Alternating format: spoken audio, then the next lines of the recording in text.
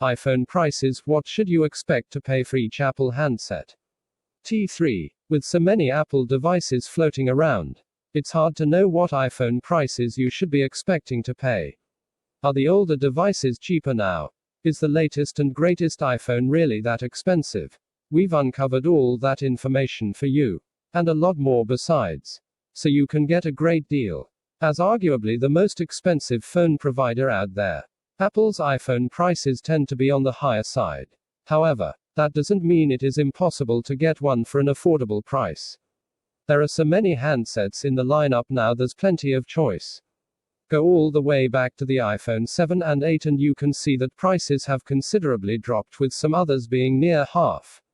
Or even with Apple's range of the XS and XS Max, where prices have fallen significantly.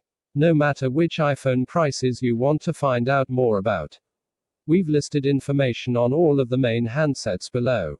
Apple's latest launch. Here you're finally able to get a cheap and new iPhone. With the Shay, you'll just have to pay £419, making this a super low price. At that cost, you're getting Apple's latest A13 Bionic chip, a powerful camera and a host of other 2020 features in the body of the iPhone 8. Despite being the cheapest of Apple's three newest devices with an RRP of £729, the iPhone 11 is still one of the pricier iPhones out there. However, Apple did surprise everyone when it launched with a price lower than the iPhone XR on launch. We are still yet to see any major drop in price on this device. The middle brother of Apple's latest trio, the iPhone 11 Pro, costs a whopping £1,049 for the cheapest model and goes up with more storage.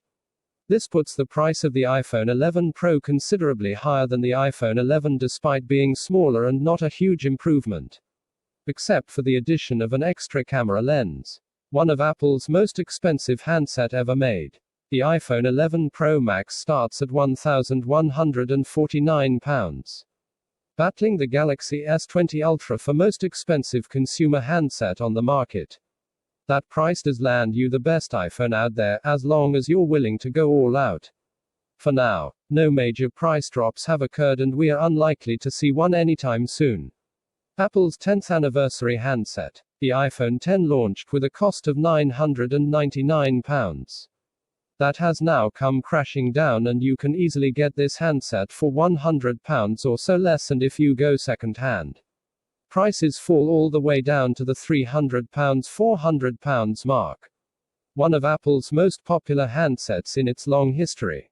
The iPhone XR cost £749 on launch. However, you can now often get it for a lot less than that.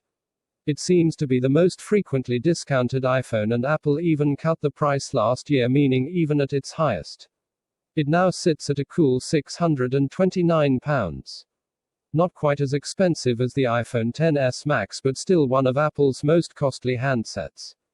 The iPhone XS launched at a price of £1,149 and has dropped massively since then.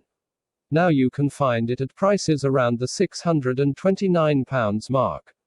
No longer Apple's newest handset, but when it launched, the iPhone XS Max was groundbreaking in its expense, launching at £1,249. This flew straight past all other phone prices and even to date is one of the most expensive launches. Now, you can get it for around £799. Meaning the price has come collapsing down. The iPhone 8 is probably the best of Apple's cheap iPhones around right now. While it launched costing £699, we now frequently see it for way less than that, with the average price falling below £479 brand new and even less for a refurbished model. The iPhone 8 Plus isn't hugely more expensive than the smaller, regular iPhone 8, coming in at a total spend of £799.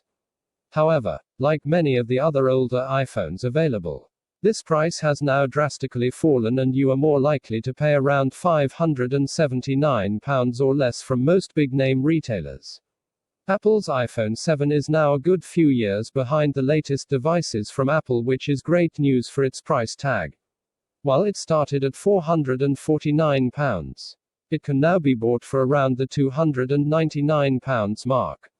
making it an exceptionally cheap phone these days. Go refurbished and it gets even cheaper than that. Like with the 8 series above. The 7 and 7 Plus sits a small amount higher in price.